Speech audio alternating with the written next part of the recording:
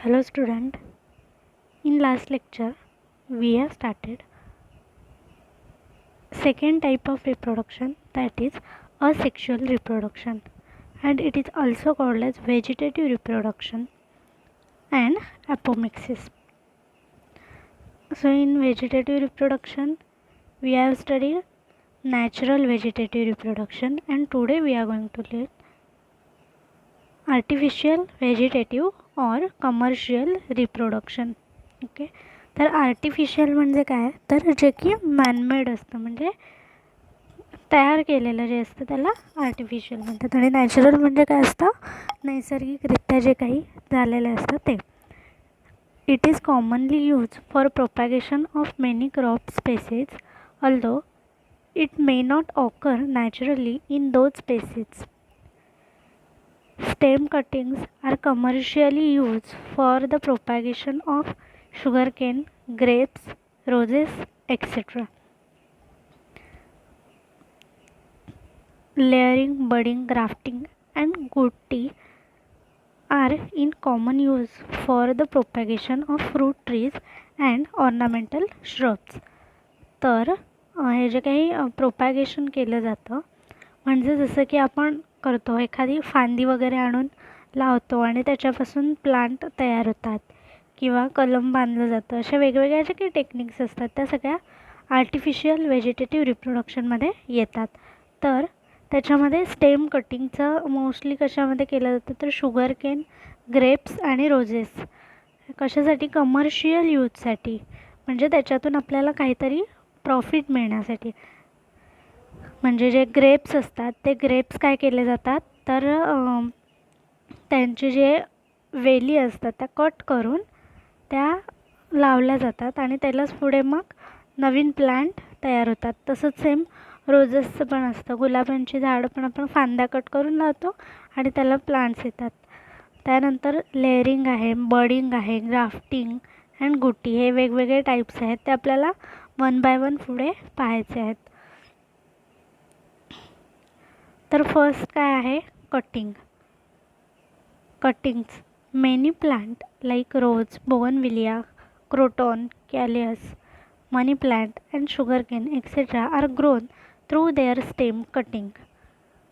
Cutting of these parts can be grown even in water where they strike root and develop adventitious bud. तर हे जे वेगवेगळे example सांगितले आहेत, रोज म्हणजे गुलाबाचं, बोगनविलिया म्हणजे कागदी गुलाब आहे, त्यानंतर शुगर केन, मनी प्लांट जे की शोसाठी किंवा घरात पण ठेवलं जातं ते प्लांट.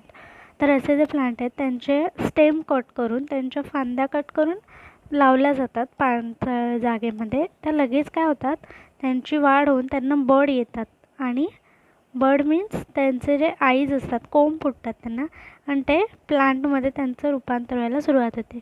इथे डायग्राममध्ये दाखवलं कटिंग फॉर रिप्रोडक्शन. कटिंग करून ते दुसरीकडे लावले जातात. त्यानंतर सेकंड आहे सिम्पल टंग लेअरिंग.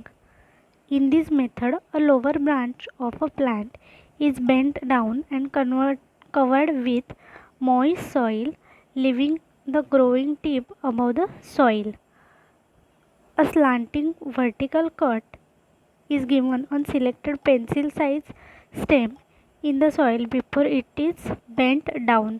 तर ह्याच्यामध्ये काय केलं जातं, तर जी काही फांदी असते प्लांटची, जी काही स्टेम असते किंवा ब्रांच असते, त्या ब्रांचला काय केलं जातात, पूर्ण खाली वाकवून ती सॉईलमध्ये पूर्ण सॉईलला टच केली जाते, आणि तिथे तिला थोडासा एक पेन्सिल साईजचा कट दिला जातो, आणि कट देऊन तिथे काय केलं जातं, तर त्याच्यावरती काहीतरी हेवी वेट ठेवून, वजन ठेवून ती खालती बेंड केली जाते, वाकवली जाते.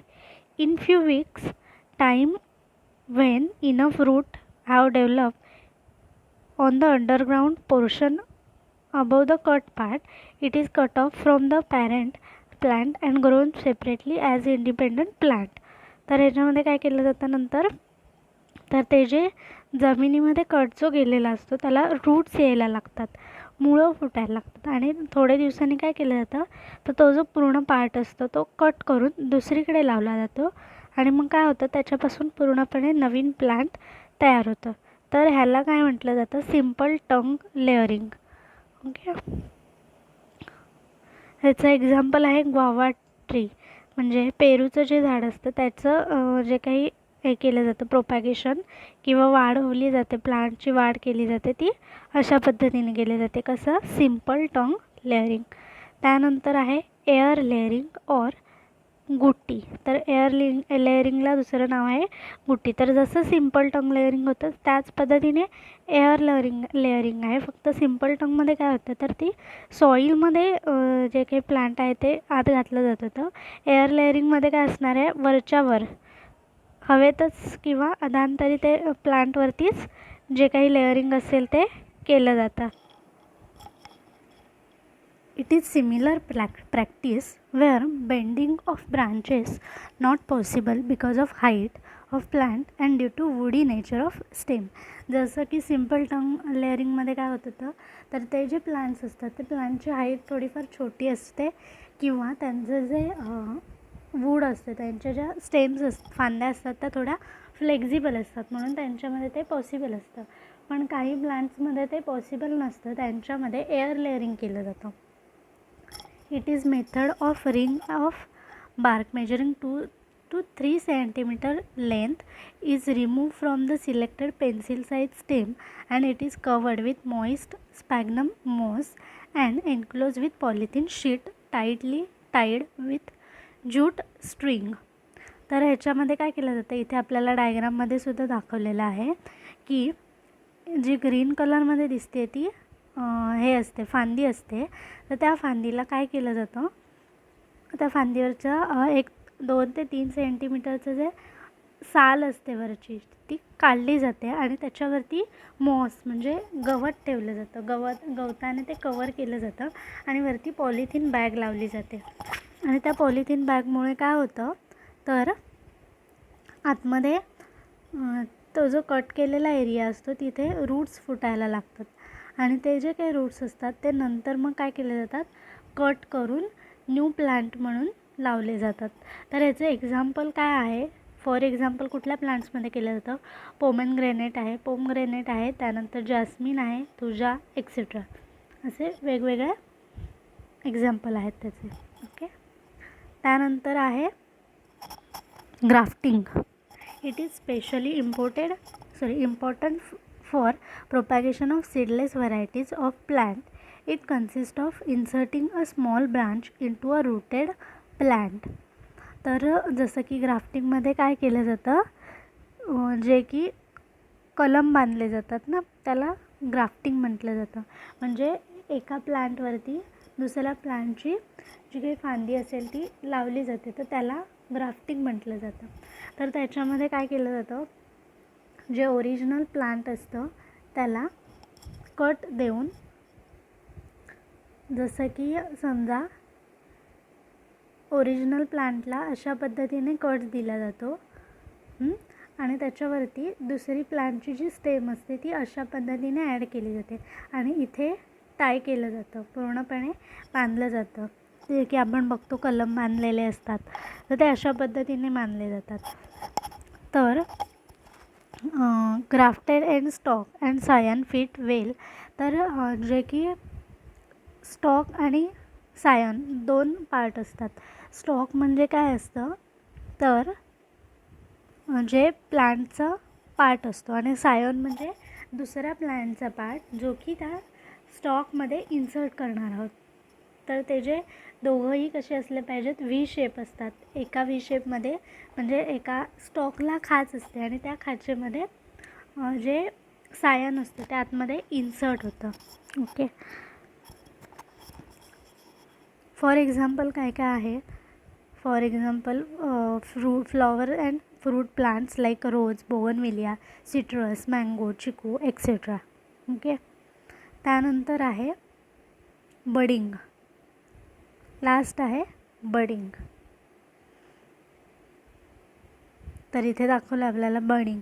तर जसं ग्राफ्टिंग असतं त्या पद्धतीनेच बडिंग होतं, पण त्याच्यामध्ये काय केलं जातं, जी बड असते ती कट करून दुसऱ्या प्लांटच्या फांदीमध्ये हे इन्सर्ट केली जाते. म्हणजे बड मीन्स काय, कळी नाही, तर जो कोंब फुटलेला असतो किंवा आपण म्हणतो काही प्लांटमध्ये असा डोळा आलेला दिसतो किंवा म्हणजे कोंब फुटलेला दिसतो, तर तो जो कोंब असतो तो दुसऱ्या प्लांटमध्ये इन्सर्ट केला जातो. त्याच्या बार्कमध्ये जी फांदी असेल किंवा त्याची जी खोड असतं त्या खोडामध्ये इन्सर्ट केलं जातं. Budding often called bud grafting is an artificial method of asexual or vegetative propagation in plants like grafting. This method is employed to convert one plant into another plant type with desirable characteristics. जसं की आपल्याला इथे दिसतंय काय केलं जातं,